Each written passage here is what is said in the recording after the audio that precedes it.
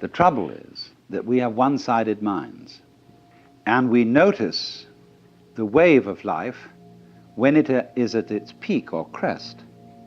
We don't notice it when it's at the trough. It's the peaks that count. Take a buzzsaw. What seems important to us is the tips of the teeth.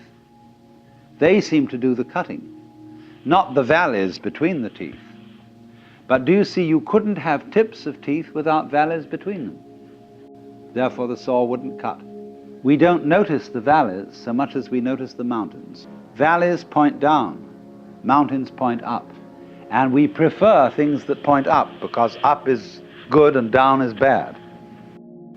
But it is so, you see, that we ignore the valley aspect of things. And so all wisdom begins by emphasizing the valley aspect as distinct from the peak aspect. We pay plenty of attention to the peak aspect. That's what captures our attention. But we somehow screen out the valley aspect. But that makes us very uncomfortable. It seems that we want and get pleasure from looking at the peaks, but actually this denies our pleasure, because secretly we know that every peak is followed by a valley. And we are always afraid, because we are not used to looking at valleys, because we are not used to living with them. They represent to us a strange and threatening unknown. Maybe, we are afraid, the principle of the valley will conquer. Maybe death is stronger than life, because life always seems to require an effort. Death is something into which you slide effortlessly.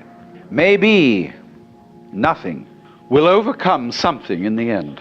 Wouldn't that be awful? And so we resist change, ignorant of the fact that change is life, and that nothing is invariably the obverse face of something. Most people are afraid of space.